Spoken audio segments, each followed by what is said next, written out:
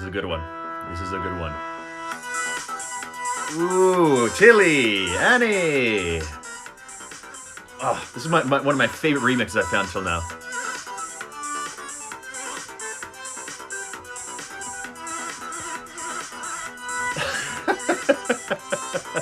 Hello, Night Owl Nerd, Teresa Trumbull, Abby Huerta, Livy. Hello, Allison. Hello, everybody. This is so good. Hey, Belmare, Milligrams. Oh, man, I love that song. So good. Welcome, everybody, to Conk's Corner with John Reedsley, aka me. Mark is again not here tonight because he's celebrating with his girlfriend. Dexter's here, though. He's been a good boy all day. He's been yeah, Dan Spence, it's toilet time! So what I'm doing is I am reading Harry Potter every day for an hour to distract us, to take our minds off things, to laugh, to connect with other people. Yeah, unfortunately, Mark is not here tonight. Wish he was, but he'll probably be there tomorrow when we start the next book, because we're going to finish this tonight. We are going to finish this second book. And thank you, everybody, for tuning in and being a part of this. It's a great part of my day. I really enjoy it. And I'm going to say this every time. You have value, you have meaning, and you are loved. Don't forget that amongst these crazy times. Okay, so I've never read these books. I have only seen 2 or 3 of the movies. Oh, Rebecca, say hi to Charlotte and Lilia. I know both of your daughters are listening. I have only seen 2 or 3 of the movies when I was younger. I don't remember anything from them at all. I read all the comments afterwards, so please, no spoilers, no hints at what's coming. If you're doing a dumb spoiler, like it's obvious that it's not a real spoiler, that's fine, you know. I'm leaving a Q&A at the end, so our little interaction session for me to actually talk with you. I'm going to pepper some questions in between as well. I save all of these on YouTube, so if you want to catch up, go into the link in my bio. It links up to the YouTube videos. Don't forget to clap for your nurses. And that's pretty much it. We are going to finish this book tonight and move on to Harry Potter and the Prisoner of Azkaban. They're on an eagle horse. That's what I call this. I can't remember what the name is. It's an eagle horse. Okay, so they have been searching for this basilisk for a while. They went through a toilet into the undergrounds because it was toilet time. And the Lockhart betrayed them. He was going to let these two boys die, or basically kill them, which makes me a bit sad because I don't know if he's going to come back, and I love that character. Harry and Ron got separated, and now Harry's going to go off and confront this snake basilisk all by himself. So that's going to be a big thing. Okay, this is on page 226 of this book, if you want to follow along. And I'm just going to start it off with the more intense music. Here we go. Last 2 chapters or 3 chapters. Chapter 17, The Heir of Slytherin. He was standing at the end of a very long, dimly lit chamber. Towering stone pillars, entwined with more carved serpents, rose to support a ceiling lost in darkness, casting long black shadows through the odd, greenish gloom that filled the place. His heart was beating very fast. Harry stood listening to the chill silence. Could the basilisk be lurking in a shadowy corner, behind a pillar? And where was Ginny? He pulled out his wand and moved forward between the serpentine columns. Every careful footstep echoed loudly off the shadowy walls. He kept his eyes narrowed, ready to clamp them shut at the smallest sign of movement. The hollow eye sockets of the stone snake seemed to be following him. More than once, with a jolt of the stomach, he thought he saw one stir.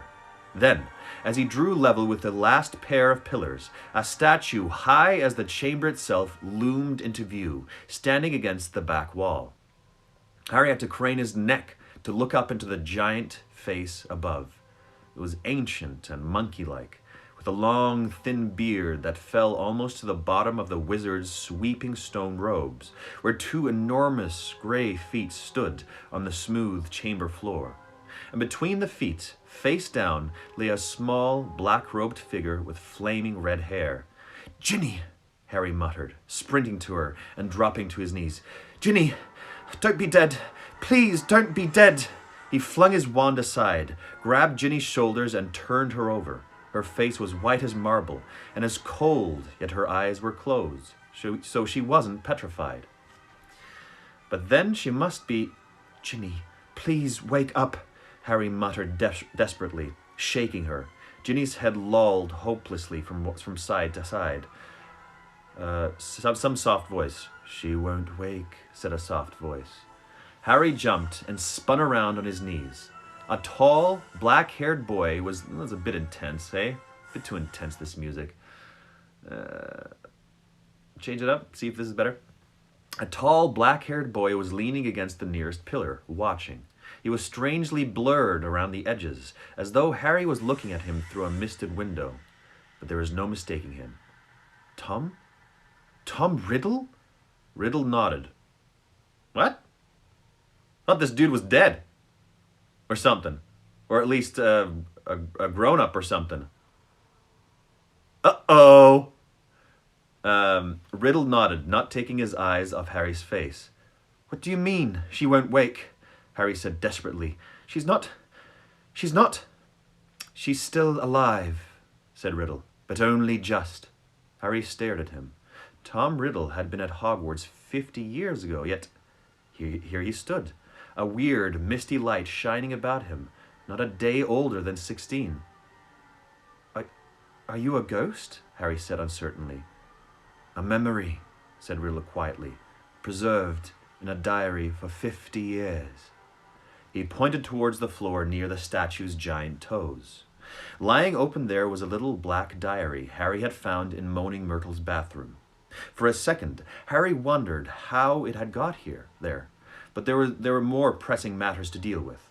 "You've got to help me, Tom," Harry said, raising Ginny's head again. "We've got to get her out of here. There's a basilisk.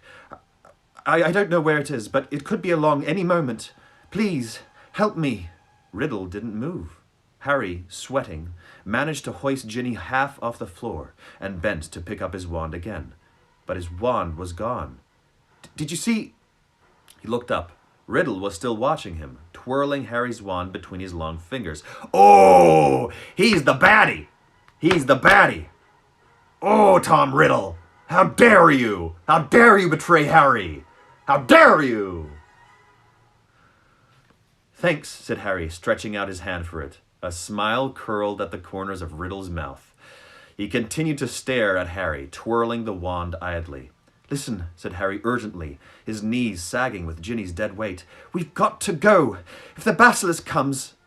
"It won't come until it is called," said Riddle calmly. Harry lowered Ginny back onto the floor, unable to hold her up any longer. "What do you mean?" he said. "Look, give me my wand. I might need it." Riddle's smile broadened. "You won't be needing it," he said. Harry stared at him. "What do you mean, I won't be?" "I've waited a long time for this, Harry Potter," said Riddle. "For the chance to see you, to speak to you." "Look," said Harry, losing patience. "I don't think you get it. We're in the Chamber of Secrets. We can talk later." "We're going to talk now," said Riddle, still smiling broadly. He pocketed Harry's wand. What is going on? What is going on here? Harry stared at him. There was something very funny going on in here. "How did Ginny get like this?" he asked slowly. "Well, that is an interesting question," said Riddle pleasantly, "and quite a long story.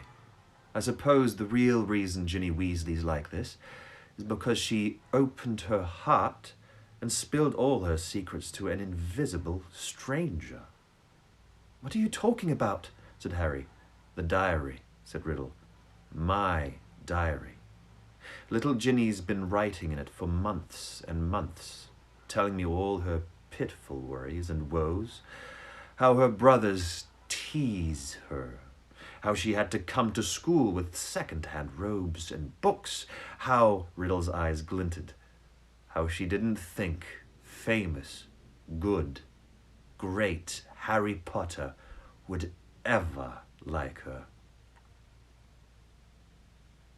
All the time he spoke, Riddle's eyes never left Harry's face. There was an almost hungry look in them. It's very boring having to listen to the silly little troubles of an 11-year-old girl, he went. But I was impatient. I wrote back. I was sympathetic. I was kind. Ginny simply loved me. No one's ever understood me like you, Tom. I'm so glad I've got this diary to confide in. It's like having a friend I can carry around in my pocket. Riddle laughed, a high, cold laugh that didn't suit him. It made the hairs stand up on the back of Harry's neck. If I say it myself, Harry, I've always been able to charm the people I needed. So Ginny poured out her soul to me, and her soul happened to be exactly what I wanted. I grew stronger and stronger on a diet of her deepest fears, her darkest fears. I grew powerful, far more powerful than little Miss Weasley, powerful enough to start feeding Miss Weasley a few of my secrets, to start pouring a little of my soul back into her. What do you mean? Said Harry, whose mouth had gone very dry. Haven't you guessed yet, Harry Potter? Said Riddle softly. Ginny Weasley opened the Chamber of Secrets. She strangled the school roosters and daubed threatening messages on the walls. She set the serpent of Slytherin on 4 mudbloods and the Squib's cat. No, Harry whispered. Yes. Whoa, this is intense. What? Riddle. I mean, Ginny. Everything. Yes, said Riddle calmly. Of course, she didn't know what she was doing at first. It was very amusing. I wish you could have seen her new diary entries. Far more interesting they became. Dear Tom, he recited, watching Harry's horrified face. I think I'm losing my memory. There are rooster feathers all over my robes, and I don't know how they got there. Dear Tom, I can't remember what I did on the night of Halloween, but a cat was attacked, and I've got paint all down my front. Dear Tom, Percy keeps telling me I'm pale, and I'm not myself. I think he suspects me. There was another attack today, and I don't know where I was. Tom, what am I going to do? I think I'm going mad. I think I'm the one attacking everyone, Tom. Harry's fists were clenched, the nails digging deep into his palms. It took a very long time for stupid little Ginny to stop trusting her diary, said Riddle. But she finally became suspicious and tried to dispose of it. And that's where you came in, Harry. You found it, and I couldn't have been more delighted. Of all the people who could have picked it up, it was you, the very person I was most anxious to meet. And why did you want to meet me? Said Harry. Anger was coursing through him, and it was an effort to keep his voice steady. Well, you see, Ginny told me all about you, Harry, said Riddle. Your whole fascinating history. His eyes roved over the lightning scar on Harry's forehead, and his expression grew hungrier. I knew I must find out more about you, talk to you, meet you if I could. So I decided to show you my famous capture of that great oaf, Hagrid, to gain your trust. Hagrid's my friend, said Harry, his voice now shaking. And you framed him, didn't you? I thought you made a mistake, but Riddle laughed his high laugh again. No, oh, how would he laugh? It was my word against Hagrid's, Harry. Well, you can imagine how it looked to old Amando Dippet. On the one hand, Tom Riddle, poor but brilliant, parentless but so brave, school prefect, model student. On the other hand, big, blundering Hagrid, in trouble every other week. You laugh just like me, John. Just be natural. Thank you. trying to raise werewolf cubs under his bed, sneaking off to the forbidden forest to wrestle trolls. But I admit, even I was surprised how well the plan worked. I thought someone must realize that Hagrid couldn't possibly be the heir Slytherin. It had taken me 5 whole years to find out everything I could about the Chamber of Secrets and discover the secret entrance, as though Hagrid had the brains or the power.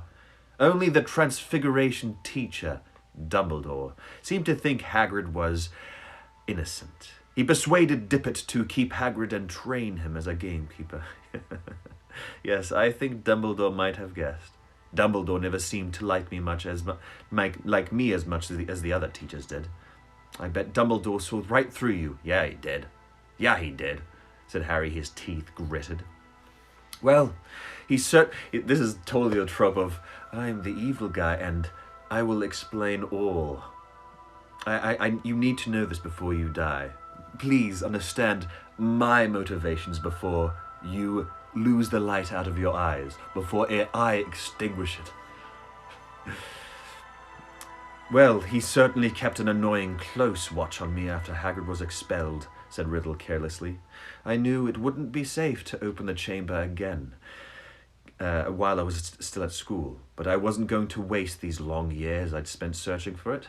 I decided to leave behind a diary, preserving my 16-year-old self in its pages so that one day, with luck, I would be able to lead another in my footsteps and finish Salazar Slytherin's noble work.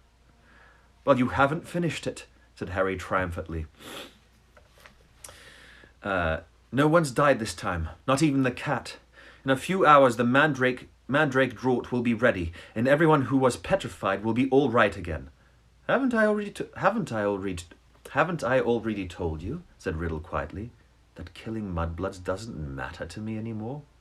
For many months now, my new target has been you. Harry stared at him. Imagine how angry I was when the next time my diary was opened, it was Ginny who was writing to me, not you. She saw you with the diary, you see, and panicked.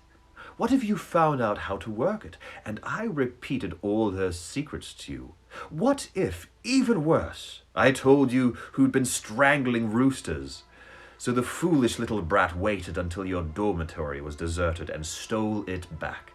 But I knew what I must do.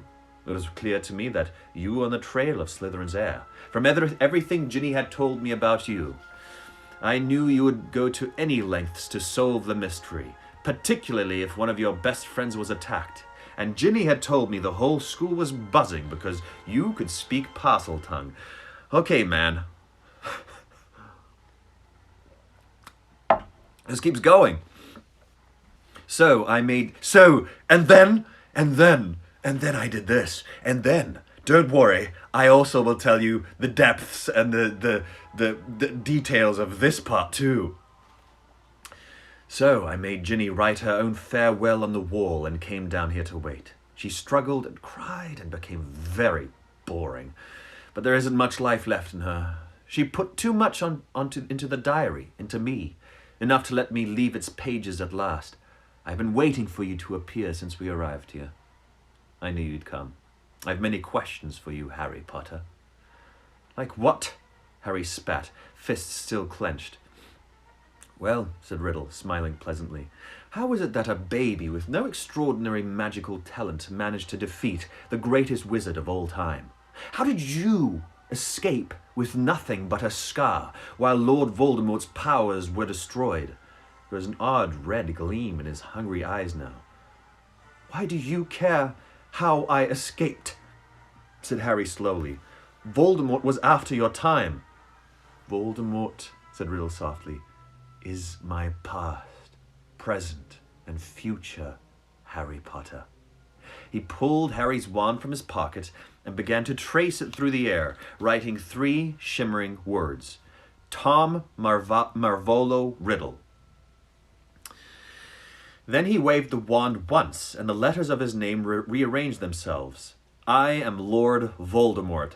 Oh, damn! It's oh gosh, what's the name for this? I'm just gonna guess. Bomb Billy Bomb Bomb. Haha, that's my guess. I can't remember the word. If you remember the word, write it down. Holy, his name rearranges to I am Lord Voldemort? Oh! I wonder what everybody else's name arranges to. Oh! You see, he whispered. It was a name I was already using at Hogwarts. To my most intimate friends only, of course. You think I was going to use my filthy muggle's father's name forever? I, and whose... Okay, wait. So he's an anagram, yeah. He's Tom Riddle, but he's also Voldemort? I don't understand this. So, is he like the opposite of the Holy Ghost? Like, I am Voldemort, I'm Tom Riddle, and I'm Snape, or something like that? I don't understand this. I guess maybe the explanation will come for it, but, yeah, I smudged off a piece of my lightning thing there. Also, you know, this is pretty cool. I was not expecting this at all. Crazy twist. The whole anagram thing is... Sorry. I know people might love it, but I think it's pretty silly. It's like, but look at this! First, let me explain. And now, my name rearranges to Voldemort! Oh, man. Okay. But this is pretty cool. Very unexpected. I totally thought Percy was the one. Man. Well, it's confusing that he says Voldemort is my past, present, and future versus him being Voldemort. So he was Tom Riddle, but he's also Voldemort? Meh? Okay, here we go. You see, he whispered, it was a name I was already using at Hogwarts. To my most intimate friends only, of course. You think I was going to use my filthy muggle father's name forever? I, in whose veins run the blood of Salazar Slytherin himself. Through my mother's side, I keep the name of a foul, common muggle who abandoned me even before I was born, just because he found out his wife was a witch? No, Harry. I fashioned myself a new name. A name I knew wizards everywhere would one day fear to speak when I had become the greatest sorcerer in the world. Harry's brain seemed to have jammed. He stared numbly at Riddle, at the orphaned boy who had grown up to murder Harry's own parents, and so many others. At last he forced himself to speak. You're not, he said, his quiet voice full of hatred. Not what? Snapped Riddle. Not the greatest sorcerer in the world, said Harry, breathing fast. Sorry to disappoint you and all that, but the greatest wizard in the world is Albus Dumbledore. Everyone says so. Even when you were strong, you didn't dare to try and take over Hogwarts. Dumbledore saw through you when you were at school, and he still frightens you now, wherever you're hiding these days. Okay, he used to be Tom Riddle. But he became Voldemort. Okay, I think I understand it right now. Yeah, okay, he changed into Voldemort. So he used to be this kid who was... who knows what happened to him. And then he decided to become Voldemort. Okay, so... yeah, okay, I understand it now. The smile had gone from Riddle's face to be replaced by a very ugly look. Dumbledore's been driven out of this castle by a mere memory of me. So does his voice change in this part? Let me know. Or does he stay as Tom Riddle? He's not as gone as you might think, Harry retorted. And he was speaking at random, wanting to scare Riddle, wishing rather than believing it to be true. Riddle opened his mouth, but froze. Music was coming from somewhere. Riddle whirled around to stare down the empty chamber. The music was growing louder. It was eerie, spine-tingling, unearthly. It lifted the hair on Harry's scalp and made his heart feel... He stays as Tom Riddle. And made his heart feel as though it was swelling to twice its normal size. Then, as the music reached such a pitch that Harry felt it vibrating inside his own ribs, flames erupted at the top of the nearest pillar. A crimson bird, the size of a swan, had appeared. piping its weird music to the vaulted ceiling. It had a glittering golden tail as long as a peacock's, and gleaming golden talons which were gripping a ragged bundle. Oh, what? What is going on? It's like this big moment coming together, and all of a sudden there's like a, oh, I am a bird. Behold, here I am. Kneel before me. I don't understand what's going on, but we'll see. A second later, the bird was flying straight at Harry. It dropped the ragged thing it was carrying at its feet, then landed heavily on his shoulder. As it folded its great wings, Harry looked up and saw it had a long, sharp golden beak and beady black eyes. The bird stopped singing. Oh! It sat still and warm next to Harry's cheek, gazing steadily at Riddle. "That's a phoenix," said Riddle, staring shrewdly back at it. "Fawkes?" Harry breathed, and he felt the bird's golden claws squeeze his shoulder gently. "Wait, what? Fawkes? Is that the dragon that they let go, or is that just a bird that hangs out at Hagrid's hut? Please remind me of what is going on with who's Fawkes again." Oh, right, that's the phoenix that just burnt itself to pieces, to crap, and then decided, like, here I go again. Oh, now it's full. Oh, it's coming full circle again. My bird is back. And that, said Riddle, now eyeing the ragged thing that Fawkes had dropped. That's the old school sorting hat. Ah! Ah! The sorting hat. What is the sorting hat doing here? Okay, so it was, patched, frayed, and dirty. The hat lay motionless at Harry's feet. Riddle began to laugh again. He laughed so hard that the dark chamber rang with it. That's more like a witch. As though 10 riddles were laughing at once. "This is what Dumbledore sends his defender. A songbird and an old hat. Do you feel brave, Harry Potter? Do you feel safe now?" Harry didn't answer. He might not see what use Fawkes or the sorting hat were. But he was no longer alone, and he waited with mounting courage for Riddle to stop laughing. He just laughs for 5 straight minutes. "To business, Harry," said Riddle, still smiling broadly. "Twice in your past, in my future, we have met, and twice I failed to kill you. How did you survive? Tell me everything. The longer you talk," he added softly, "the longer you stay alive." Harry was thinking fast, weighing his chances. Riddle had the wand. Harry, had Fawkes and the sorting hat, neither of which would be much good in a duel. Yeah, totally. It looked bad, all right, but the longer Riddle stood there, the more life was dwindling out of Ginny. And in the meantime, Harry noticed suddenly Riddle's outline was becoming clearer, more solid. If it had been a fight between him and Riddle, but if it had to be a fight between him and Riddle, better sooner than later. "No one knows why you lost your powers when you attacked me," said Harry abruptly. "I don't know myself, but I know why you couldn't kill me. Because my mother died to save me. My common muggle-born mother," he added, shaking with suppressed rage. "She stopped you killing me, and I've seen the real you. I saw you last year. You're a wreck. You're barely alive. That's where all your power got you. You're in hiding. You're ugly. You're foul." Riddle's face contorted. Then he forced it into an awful smile. "So, your mother died to save you. Yes, that's a powerful counter-charm. I can see now. There's nothing special about you after all.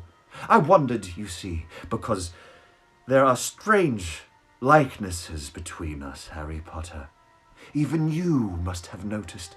Both half-bloods, orphans raised by muggles. Probably the only 2 Parselmouths to come to Hogwarts since the great Slytherin himself. We even look something alike. But after all, it was merely a lucky chance that saved you from me. That's all I wanted to know. Harry stood, tensed, waiting for Riddle to raise his wand. But Riddle's twisted smile was widening again. Now, Harry, I'm going to teach you a little lesson.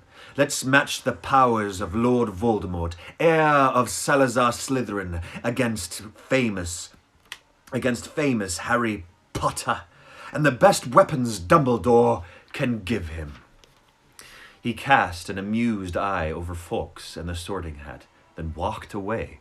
Harry, fear spreading up his numb legs, watched Riddle stop between the high pillars and look up into the stone face of Slytherin, high above him into the half-darkness.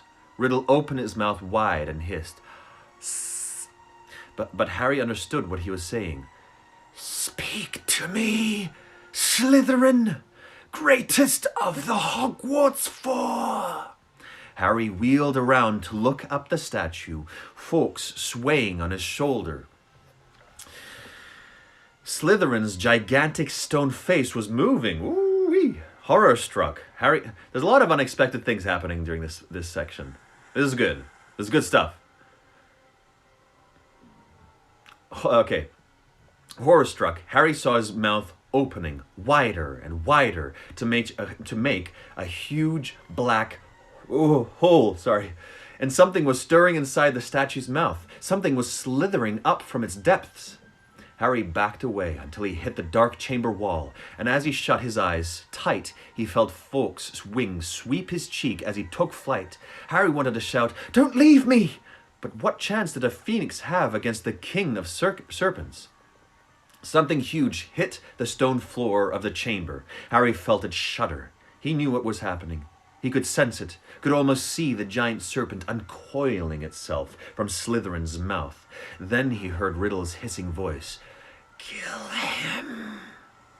The basilisk was moving towards Harry.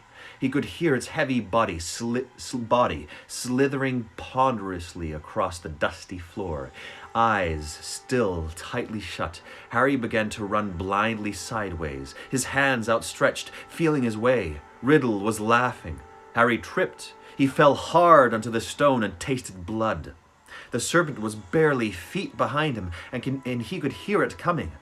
There was a loud, explosive spitting sound right above him, and then something heavy hit Harry so hard that he was smashed against the wall. Waiting for fangs to sink through his body, he heard more loud hissing, something thrashing wildly off the pillars. He couldn't help it. He opened his eyes wide enough to squint at what was going on. The enormous serpent, bright, poisonous green, thick as an oak trunk, had raised itself high into the air, and its great, blunt head was weaving drunkenly between the pillars. As Harry trembled, ready to close his eyes if it turned, he saw what had distracted the snake. Fawkes was soaring around its head, and the basilisk was snapping furiously at him with fangs long and thin as sabers. Fawkes dived. His long golden beak sank out of sight, and a sudden shower of dark blood spattered the floor. The snake's tail thrashed, narrowly missing Harry, and before Harry could shut his eyes, it turned. Harry looked straight into its face and saw that its eyes, both its great bulbous yellow eyes, had been punctured by the phoenix. Blood was streaming to the floor, and the snake was spitting in agony. "Oh, damn! Oh, Nelly! Oh, Fawkes! Just plucking away at those eyes! Give me those tasty eyes! You stupid snake!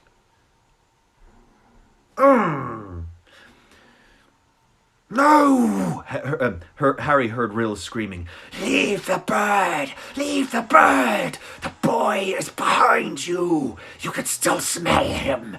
Kill him!" I almost said kiss him. Kiss him! The blinded serpent swayed, confused, still deadly.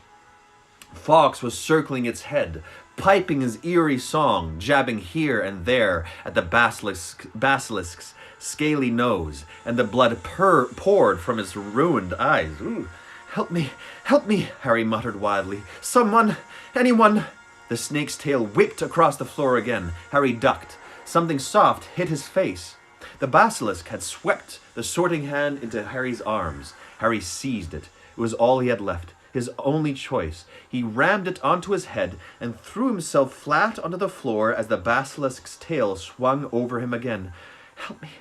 Help me, Harry thought, his eyes screwed tight under the hat. Please, help me. There was no answering voice. Instead, the hat contracted as though an invisible hand was squeezing it very tightly. Something very hard and heavy thudded onto the top of Harry's head, almost knocking him out. Stars winking in front of his eyes.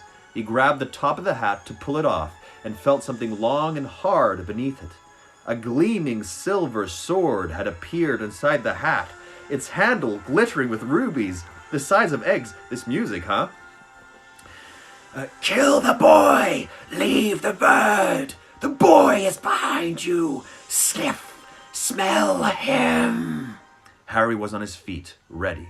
The basilisk head was falling, its body coiling around, hitting pillars as it twisted to face him.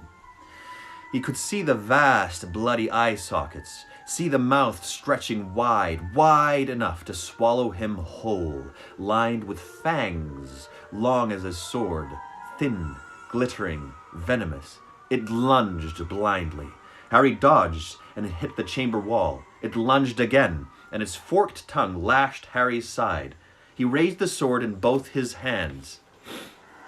The basilisk lunged again, and this time its aim was true. Harry threw his whole weight behind the sword and drove it to the hilt into the roof of the serpent's mouth. Ho! Ow! Ah! But as warm blood drenched Harry's arms, he felt a searing pain just above his elbow. One long, poisonous fang was sinking deeper and deeper into his arm, and it splintered as the basilisk keeled over sideways and fell, twitching to the floor. His arm splintered? No, the fang splintered. Is the fang still in his arm? Ay. Harry slid down the wall. He gripped the fang that was spreading poison through his body and wrenched it out of his arm. But he knew it was too late. White-hot pain was spreading slowly and steadily from the wound. Even as he dropped the fang and watched his own blood soaking his robes, his vision went foggy. The chamber was dissolving in a whirl of dull color. A patch of scarlet swam past, and Harry heard a soft clatter of claws behind him. "Fawkes," said Harry thickly. "You were brilliant, Fawkes." He felt the bird lay its beautiful head on the spot where the serpent's fang had pierced him. He could hear echoing footsteps, and then a dark shadow moved in front of him. "You're dead, Harry Potter," said Riddle's voice above him. "Dead. Even Dumbledore's bird knows it. Do you see what he's doing, Potter? He's crying." Harry blinked. Fawkes' head slid in and out of focus. Thick, pearly tears were trickling down the glossy feathers. "I'm going to sit here and watch you die, Harry Potter. Take your time. I'm in no hurry." Harry felt drowsy. Everything around him seemed to be spinning.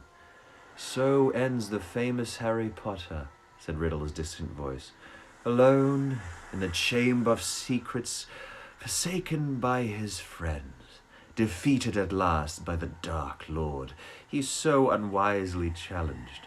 You'll be back with your dear mudblood mother soon, Harry. She brought you to 12 years of borrowed time, but Lord Voldemort got you in the end, as you know he must." If this is dying, thought Harry, it's not so bad, even if the pain was leaving him. But was this dying? Instead of going back, the chamber seemed to be coming back into focus. Harry gave his head a little shake, and there was Fawkes, still resting his head on Harry's arm. A pearly patch of tears was shining all around the wound, except there was no wound. "Get away, bird!" said Riddle's voice suddenly. "Get away from him! I said, get away!" Harry raised his head. Riddle was pointing Harry's wand at Fawkes. There was a bang like a gun, and Fawkes took flight again in a whirl of gold and scarlet. "Phoenix tears," said Riddle quietly, staring at Harry's arm. "Of course. Healing powers. I forgot." Oh, man. A lot going on. He looked into Harry's face. "But it makes no difference. In fact, I prefer it this way. Just you and me, Harry Potter. You and me. Round 2. Boss level, round 2. First the snake, then Tom Riddle, a.k.a. the Dark Lord, Voldemort. For a split second, both Harry and Riddle, wand still raised, stared at it. Then, without thinking, without considering, as though he had meant to do it all along, Harry seized the basilisk fang on the floor next to him and plunged it straight into the heart of the book. There was a long, dreadful, piercing scream. Oh, into the book! Clever Harry! Ink spurted out of the diary in torrents, streaming over Harry's hands, flooding the floor. Riddle was writhing and twisting, screaming and flailing, and then he had gone. Harry's wand fell to the floor with a clatter, and there was silence. Silence except the steady drip-drip of ink still oozing from the diary. The basilisk venom had burned a sizzling hole right through it. Shaking all over, Harry pulled himself up. His head was spinning as though he'd just traveled miles by flue powder. Slowly, he gathered together his wand and the sorting hat, and with a huge tug, retrieved the glittering sword from the roof of the basilisk's mouth. Then came a faint moan from the end of the chamber. Ginny was stirring. As Harry hurried towards her, she sat up. Her bemused eyes traveled from the huge form of the dead basilisk over Harry in his blood-soaked robes, then to the diary in his hand. She drew a great, shuddering gasp, and tears began to pour down her face. Okay, whoo-wee, there's a lot that happened there. Man, oh man, oh man, oh man, oh man. Okay, whoa. Little teenage Harry Potter killing a giant snake by... well, okay, first of all, its eyes getting plucked out, or getting plucked in. Him killing the snake. Tom Riddle being Voldemort and not being Voldemort. His past, present, and future. Some, like, eternal thing going on. Yeah, this is a lot of unexpected stuff. I thought, for sure, that would have something to do with Percy or Lockhart. I thought maybe, Ginny, I suspected a little bit, but not too much. Did not expect Tom Riddle. Good job, Rowling. You scared me. You got me. Didn't really scare me. But, yeah, pretty good. Yeah! Okay, here we go. Back to Ginny. Harry. Oh, Harry. I tried to tell you at breakfast. Sorry, I'm trying to... This is the first time Ginny spoke almost the entire book, and now she's crying, okay? I'm trying to get her voice right. Oh, look at him, just snoring, just sleeping. Harry. Oh, Harry. I tried to tell you at breakfast, but I couldn't say it in front of Percy. It was me, Harry. But I swear I didn't mean to. Riddle made me. He took over in me and... How did you kill that thing? Where's Riddle?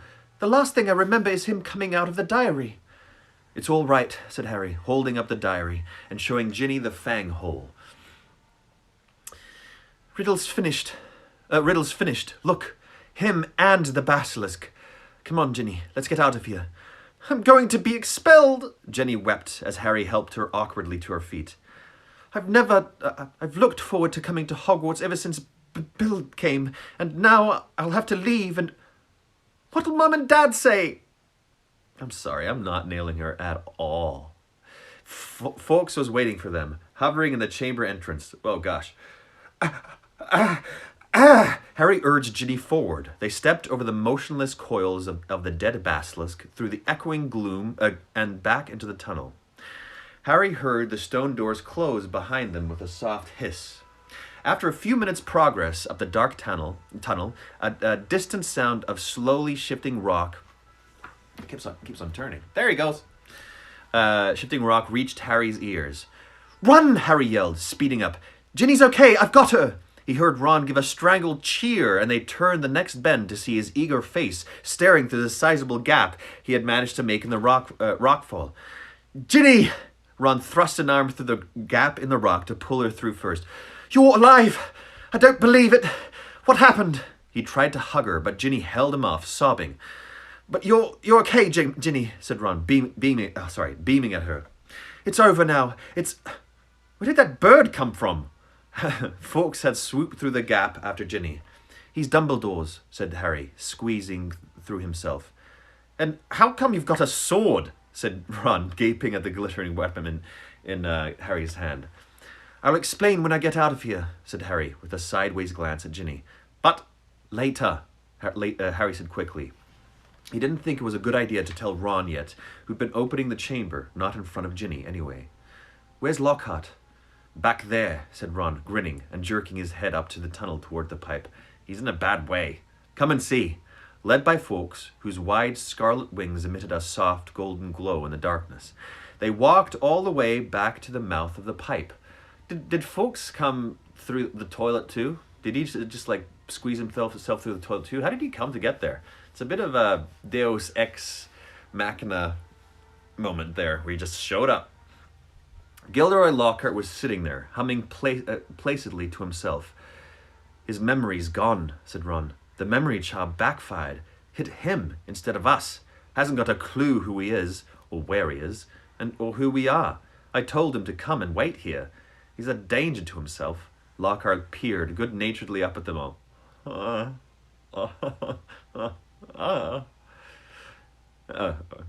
Hello, he said. "Odd sort of place this, isn't it? Do you live here? "No," said Ron, raising his eyebrows at Harry. Harry bent down and looked up the long, dark pipe. "Have you thought how we're going to get back up this?" he said. He said to Ron. "Okay, yeah, toilet time. It's toilet time again." "Toilet time!" Ron shook his head, but Fawkes the Phoenix had swooped past Harry and was now fluttering in front of him, his beady eyes bright in the dark. He was waving his long golden tail feathers. Harry looked uncertainly at him. He looks like he wants you to grab hold," said Ron, looking perplexed. "But you're much too heavy for a bird to pull you up there." "Fawkes," said Harry, "isn't an ordinary bird." He turned quickly to the others. "We've got to hold on to each other. Ginny, grab Ron's hand. Professor Lockhart." "He means you," said Ron sharply to Lockhart. "You hold Ginny's other hand." Harry tucked the sword and the sorting hat into his belt. Ron took hold of the back of Harry's robes, and Harry reached out and took hold of Fawkes' strangely hot tail feathers. An extraordinary lightness seemed to spread through his whole body, and next second, with a whoosh, they were flying upwards through the pipe. Harry could hear Lockhart dangling below him, saying, "Amazing! Amazing! This is just like magic! Ah! Whoa!" He's lost everything up here. The chill air was whipping through Harry's head, and before he'd stopped enjoying the ride, it was over. All four of them were hitting the wet floor of Moaning Myrtle's floor, and as Lockhart straightened his hat, the sink that hid the pipe was sliding back into place. "Toilet time! Done!" Myrtle goggled at them. "You're alive," she said blankly to Harry. "There's no need to sound so disappointed," he said grimly, wiping flecks of blood and slime off his glasses. That's such a badass move. "Oh, well, I'd just been thinking, if you had died, you'd have been unwelcome to share my toilet," said Myrtle, blushing silver. "You'd have been welcome. Oh, what an invite, Myrtle." "Ugh," said Ron, as they left the bathroom for the dark, deserted corridor outside. "Harry, I think Myrtle's got fond of you. You've got competition, Ginny." Oh, what a crappy older brother move. But tears were still flooding silently down Ginny's face. "Where now?" said Ron, with an anxious look at Ginny. Harry pointed. Fawkes was leading the way, glowing gold along the corridor. They strode after him, and moments later found themselves outside Professor McGonagall's office. Harry knocked and pushed open the door. End of chapter. Great chapter. I'd say 95% of the stuff was surprising, fun, and new. It went in a very different direction than I thought it would. I thought he'd show up as like, Snake, I'm here to kill you, and then it'd be somebody that we did suspect. But very unsuspecting, very surprising, and awesome reveal about Tom Riddle. The name reveal is a bit cheesy. It's a bit cheesy. Sorry, everybody who considers this their Bible. Bit cheesy. But other than that, pretty fun. Shows, but that doesn't mean she's exempt from brother teasing. Okay. Let's have a little break in tension here. A question for you. This is actually fitting. This is a fitting question to toilet time. Do you put the toilet paper roll on the right way or the murderer way? Do you put it on the right way or the murderer way? Murderer way. Which way do you put it on? Toilet time. Chapter 18. Dobby's Reward.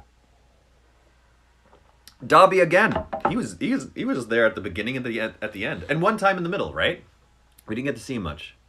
Okay, we'll see what Dobby did.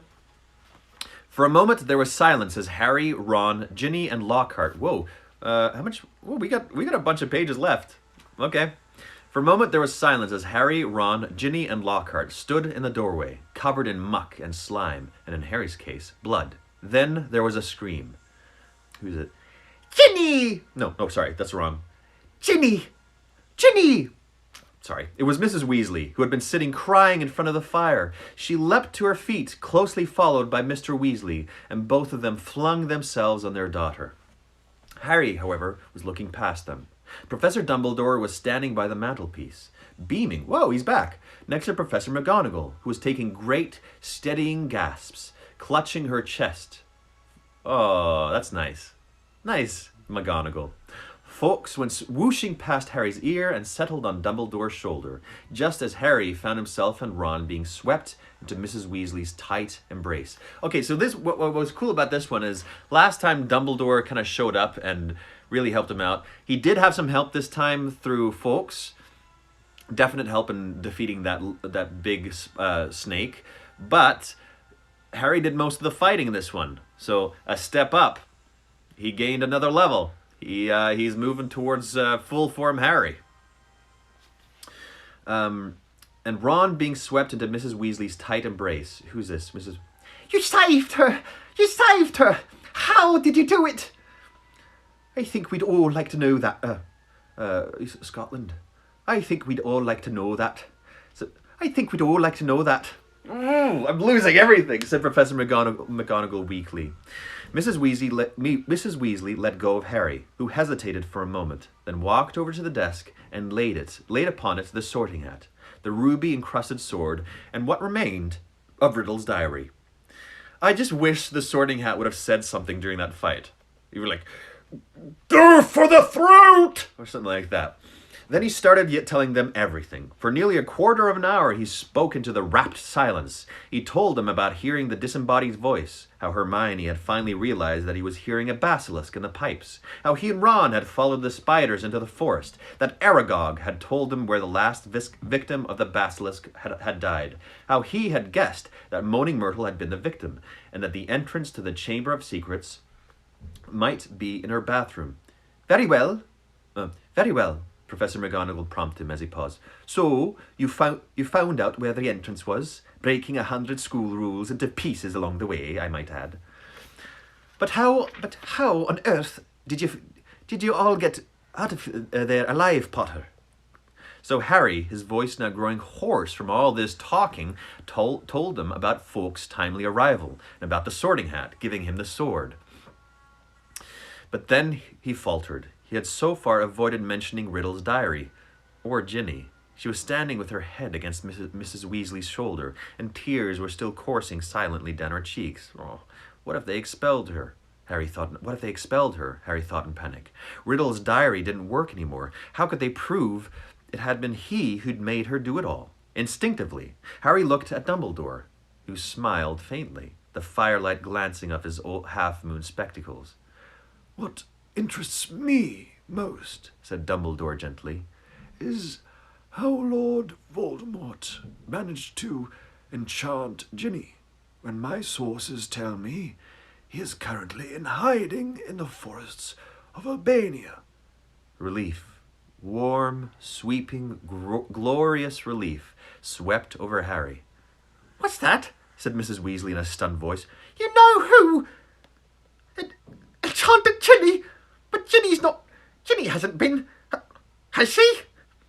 It was this diary," said Harry quickly, picking it up and showing it to Dumbledore. "Riddle wrote it when he was 16. Dumbledore took the diary from Harry and peered keenly down his long, crooked nose at its burnt and soggy pages. "Yeah, I got a major crush on Ginny on this." "No, I don't."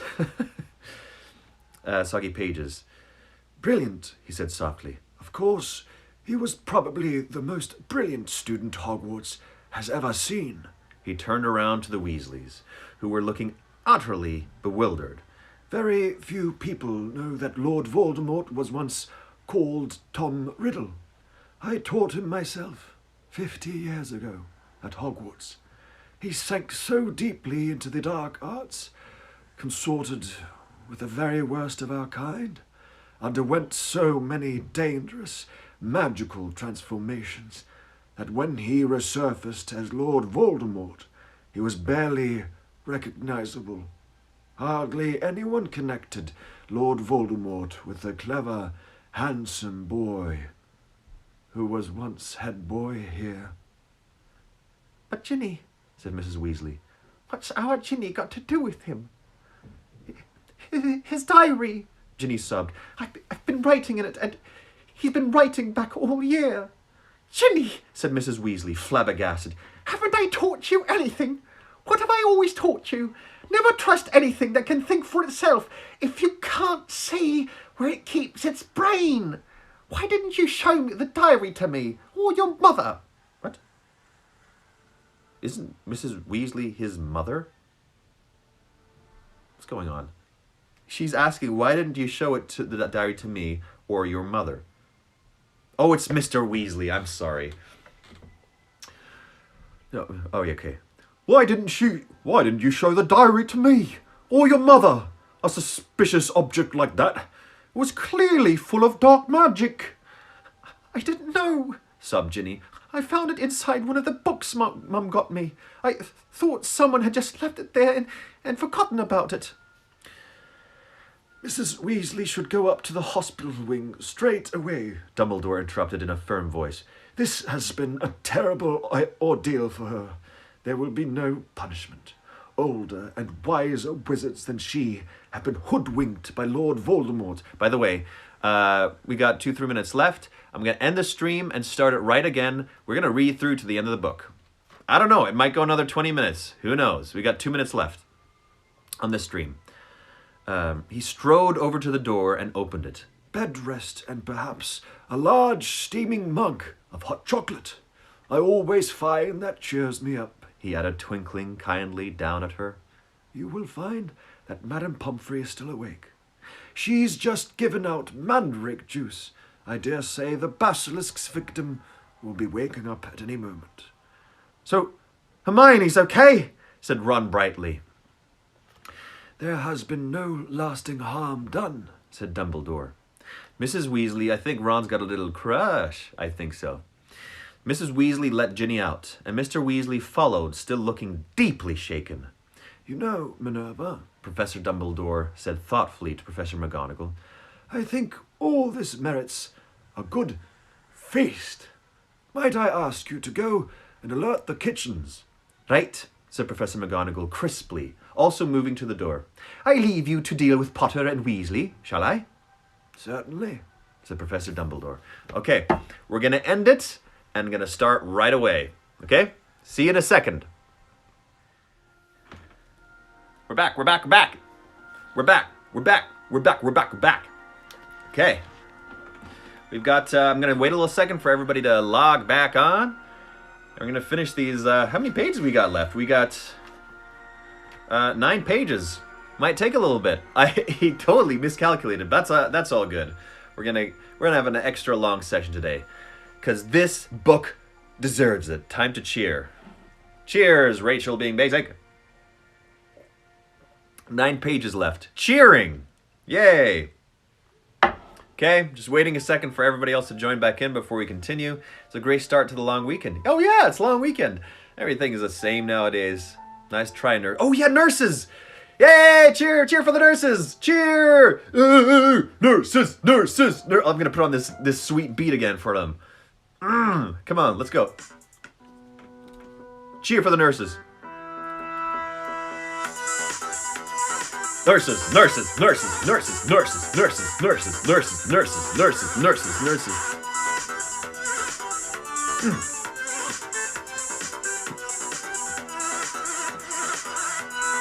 There we go. I hope that I'll show you my crazy dance skills off. All right, let's finish this. Good job, nurses. Where were we? Right. She left, and Harry and Ron gazed uncertainly at Dumbledore. What exactly had Professor McGonagall meant? Deal with them. Surely they weren't about to be punished. I seem to remember telling you both that I would have to expel you if you broke any more school rules, said Dumbledore. Ron opened his mouth in horror. Which goes to show that the best of us must sometimes eat our words. Dumbledore went on, smiling. You will both receive special awards for services to the school, and let me see. Yes, I think 200 points apiece for Gryffindor. Alana! Yeah, a resident nurse. Ron went as brightly pink as Lockhart's Valentine flowers and closed his mouth again. But one of us seems to be keeping mightily quiet about his part in this dangerous adventure, Dumbledore added. Why so modest, Lockhart? Gilderoy. Harry gave a start. He'd completely forgotten about Lockhart. He turned and saw that Lockhart was standing in a corner of the room, still wearing his vague smile. When Dumbledore addressed him, Lockhart looked over his shoulder to see who was talking. Huh? Professor Dumbledore, Ron said quickly. There was an accident down in the Chamber of Secrets. Professor Lockhart... I'm going to do something... Am I a professor? Said Lockhart in mild surprise. Goodness, I expect I was hopeless. Am I? Huh? He tried to do a memory charm and the wand backfired, Ron explained quietly to Dumbledore. Dear me, said Dumbledore, shaking his head, his long silver mustache quivering. Impaled upon your own sword, Gilderoy. Sword? Said Dumbledore, shaking his head. Sword? Said Lockhart dimly. Haven't got a sword. That boy has, though. He pointed at Harry. He'll lend you one.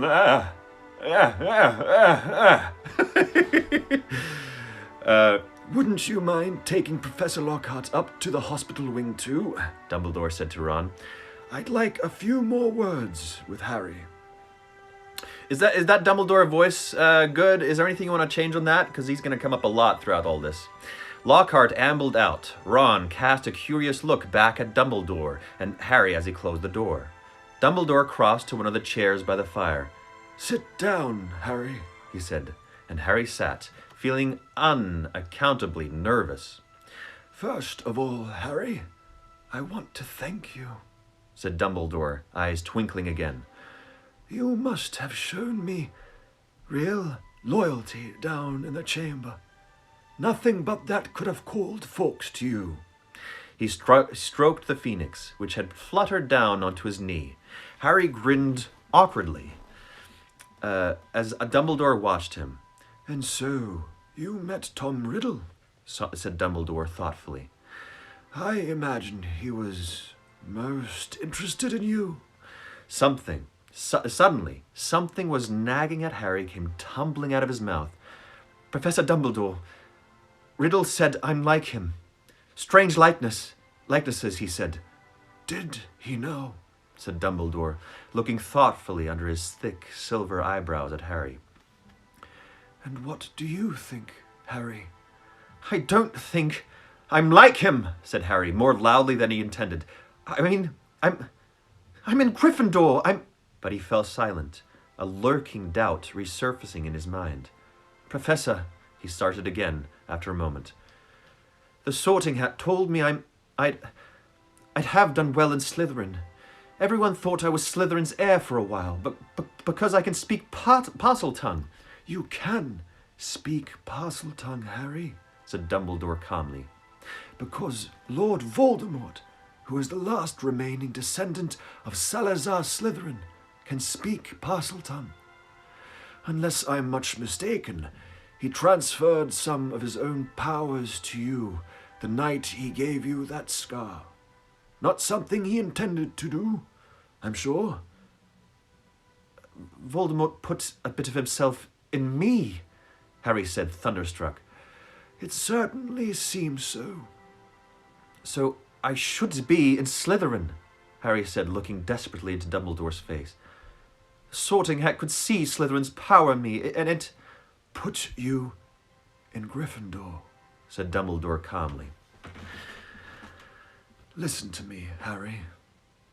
You happen to have many qualities Salazar Slytherin prized in his hand-picked students.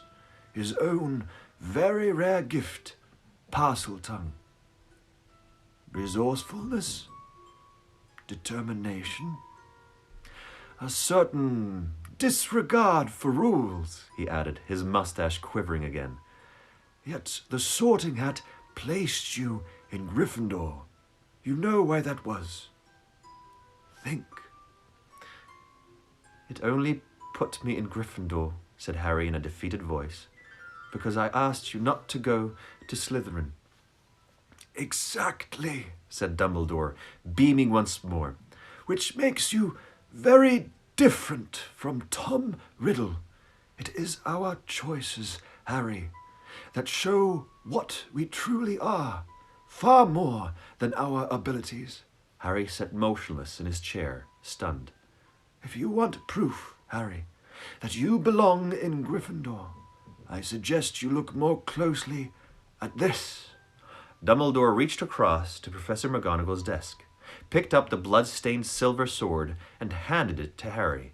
Dully, Harry turned it over, the rubies blazing in the firelight, and then he saw the name engraved just below the hilt, Godric Gryffindor. That was so wonderful. Nice quote. Only a true Gryffindor could have pulled that out of the hat, Harry, said Dumbledore simply. For a minute, neither of them spoke. Then Dumbledore pulled open one of the drawers in Professor McGonagall's desk and took out a quill and a bottle of ink. What you need, Harry, is some food and sleep. I suggest you go down to the feast while I write to Azkaban. We need our gamekeeper back. And I must draft an advertisement for the Daily Prophet, too, he added thoughtfully. We'll be needing a new defense against the dark arts teacher.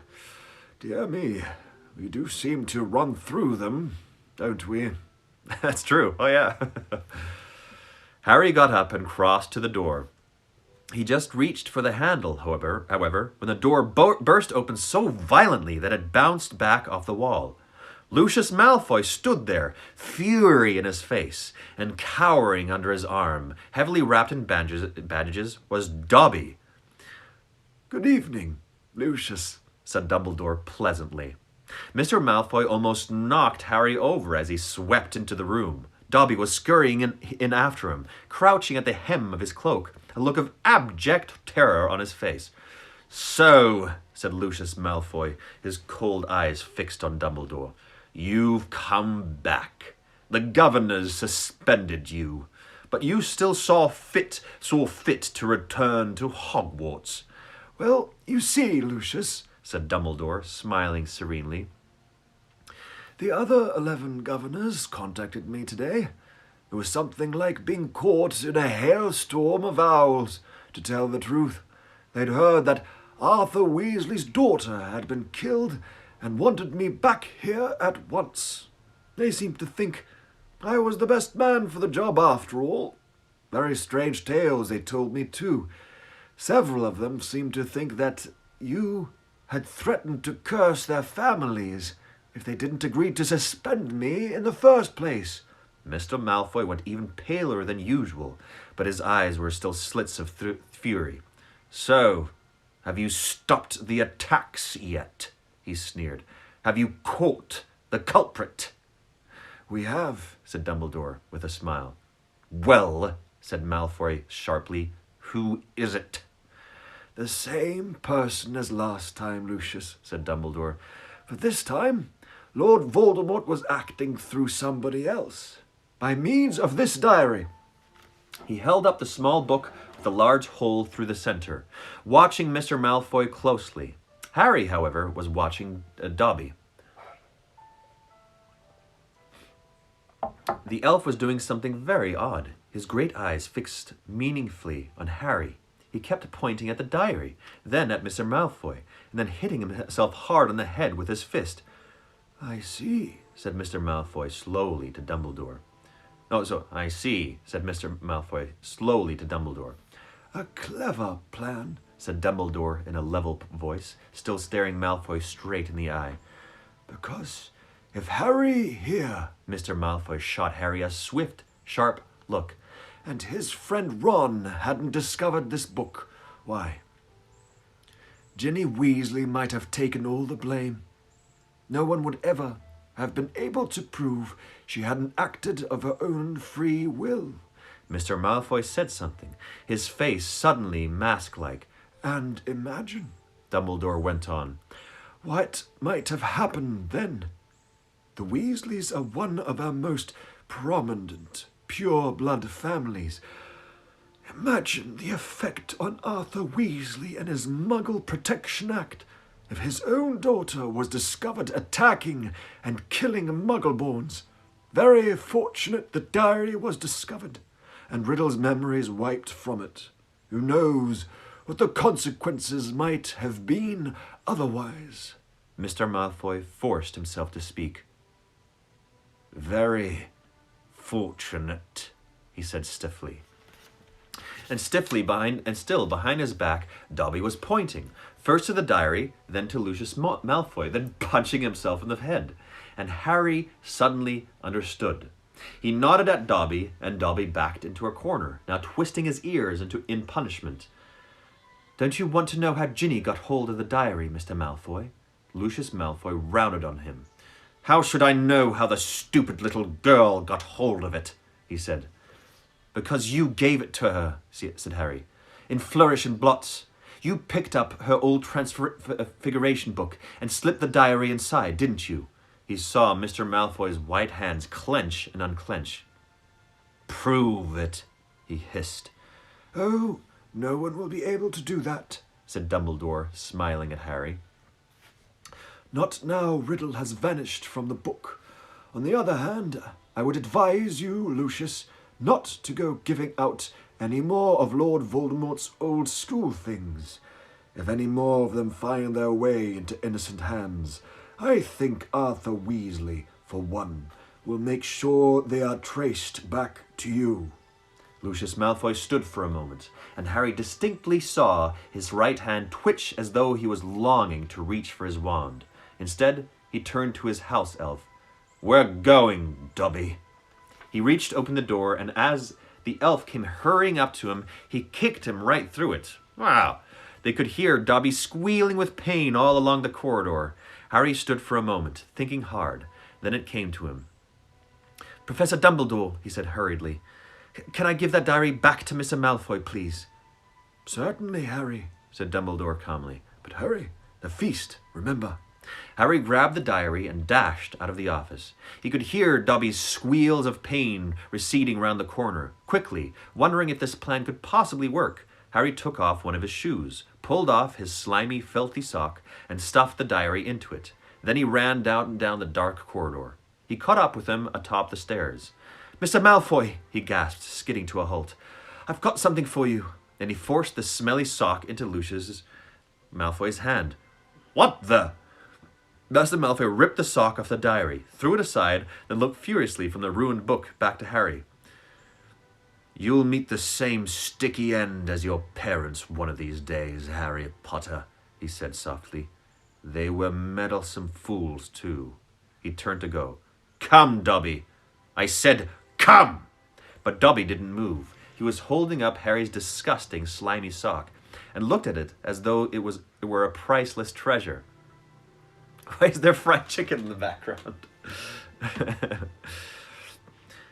Master has given Dobby a sock," said the elf in wonderment. "Master gave it to Dobby." "What's that?" spat Mr. Malfoy. "What did you say?" "Dobby has a sock," said Dobby in disbelief. "Master threw it, and Dobby caught it, and Dobby is free." Lucius Malfoy stood frozen, these are weird rules, staring at the elf. Then he lunged at Harry. "You've lost me, my servant boy!" But Dobby shouted, "You shall not harm Harry Potter!" There was a loud bang, and Mr. Malfoy was thrown backwards. What? He crashed down the stairs, 3 at a time, landing in a crumpled heap on the landing below. He got up, his face livid, and pulled out his wand, but Dobby raised a long, threatening finger. "You shall go now," he said fiercely, pointing down at Mr. Malfoy. "You shall not touch Harry Potter. You shall go now." How does he have so much power? I don't understand. Lucius Malfoy had no choice. With a last incensed stare at the pair of them, he swung his cloak around him and hurried out of sight. Harry Potter freed Dobby," said the elf shrilly, gazing up at Harry. Moonlight from the nearest window reflected in his orb-like eyes. "Harry Potter set Dobby free." "Least I could do, Dobby," said Harry, grinning.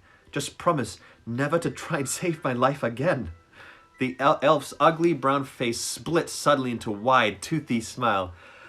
"I've just got one question, Dobby," said Harry, as Dobby pulled on Harry's socks with shaking hands.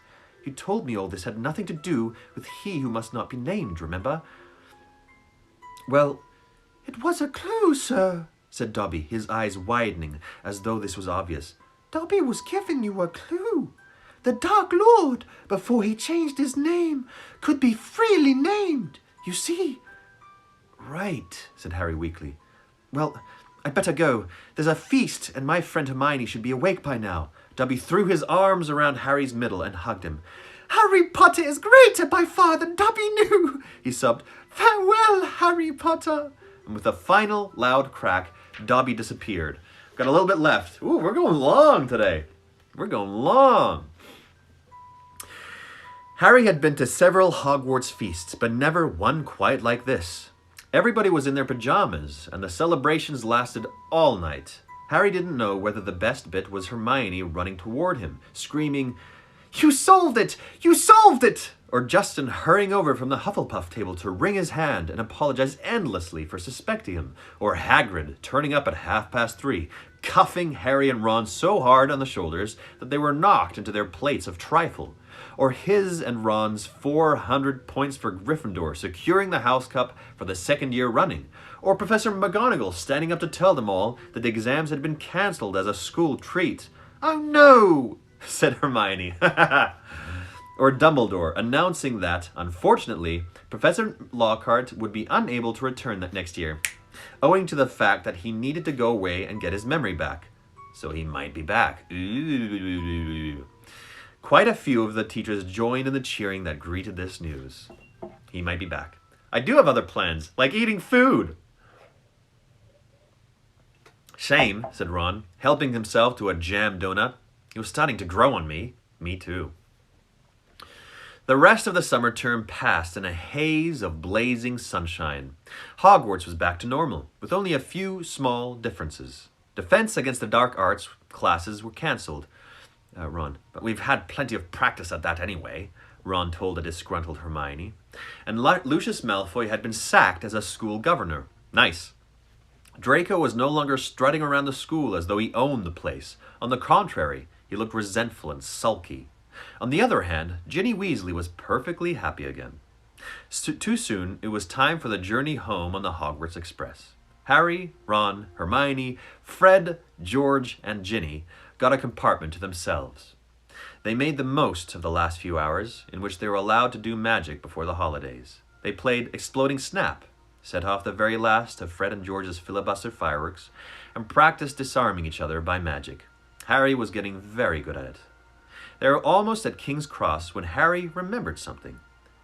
"Ginny, what did you see Percy doing that he didn't want you to tell anyone?" "That," said Ginny, giggling. "Well, Percy's got a girlfriend." "Percy's got a girlfriend." Fred dropped a stack of books on George's head. "What?" "It's that Ravenclaw prefect, Penelope Clearwater," said Ginny. "That's who he was writing to all last summer. He's been meeting her all over the school in secret. I walked in on them kissing in an empty classroom one day. He was so upset when she was, attacked. You won't tease him, will you?" she added anxiously. "Wouldn't dream of it," said Fred, who was looking as if his birthday had come early. Penelope.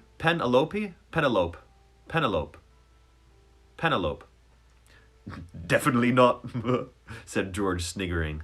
The Hogwarts Express slowed and finally stopped. Harry pulled out his quill and a bit of parchment and turned to Ron and Hermione. "This is what's called a telephone number." This is what's called a telephone number, he told Ron, scribbling it twice, tearing the parchment in two and handing it to them. "I told your dad how to use a telephone last summer. He'll know. Call me at the Dursleys, okay? I can't stand another 2 months with only Dudley to talk to." Your aunt and uncle will be proud, though, won't they?" said Hermione, as they got off the train and joined the crowd thronging towards the enchanted barrier. "When they hear what you did this year." "Proud?" said Harry. "Are you mad? All those times I could have died, and they didn't manage it. They'll be furious." And together they walked back through the gateway to the Muggle world. "We're done! We're done! We're done! Finished the book. Finished the book. We finished the second book. It's been this is a great journey. We've gone through 2 books already. Can't wait to read the third one. This is great. Well, let's see how thick they are. Okay, this one has about 50 more pages. 50 more pages on this one. And then we get into these thick tomes. These thick books. Yes, we did it. We did it. Wow, okay, lots to discuss, lots to go through. We'll take some time here too. We're gonna go extra long today because the finale of the second book. Yeah.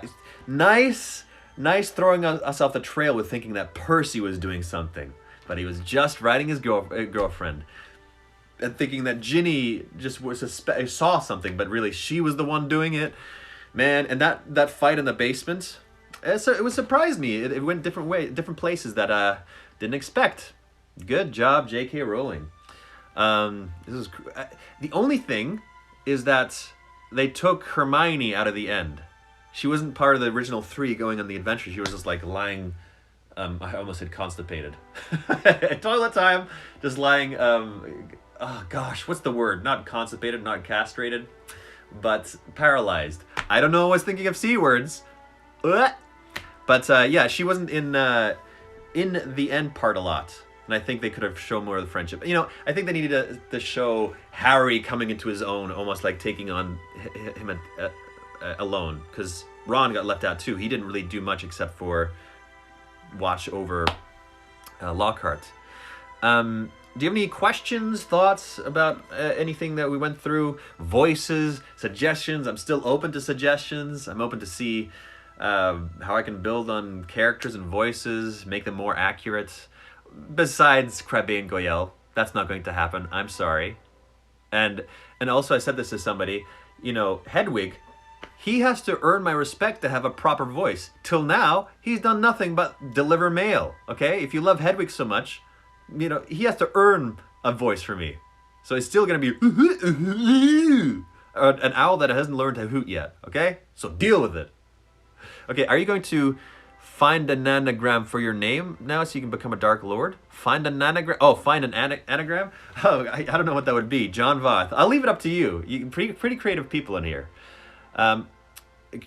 Help because she gave the answers. Yeah, sure. They wouldn't. Yeah, so true. They wouldn't have solved it without her mind. Tasha wrote this, but still, she wasn't there at the end. Did I miss the episode that you were gonna dress like Hermione? Hasn't happened yet, but we'll see. Your fried chicken is awake. Yeah, he's finally awake. Hey, Dexty. Hey, what else? What were you saying? Who would you want to play in a remake of the movie? Who would I want to? Oh, I think somebody already asked about this. I'd definitely play Hagrid. I would play Hagrid. Or Snape. Oh man, I would love to play Snape. Yes. She's so clever, she would have sold it too quickly. Answer me and Nathan above. I did. Hedwig is a girl. Oh, Hedwig is a she? Okay, gotcha. Still, hasn't earned my respect yet. Do you have a middle name? Yes, actually. I don't have a middle name. I actually have a double first name. So my name is Stephen-John. My parents gave me a double first name because they said when you grow up you can just choose which one you like.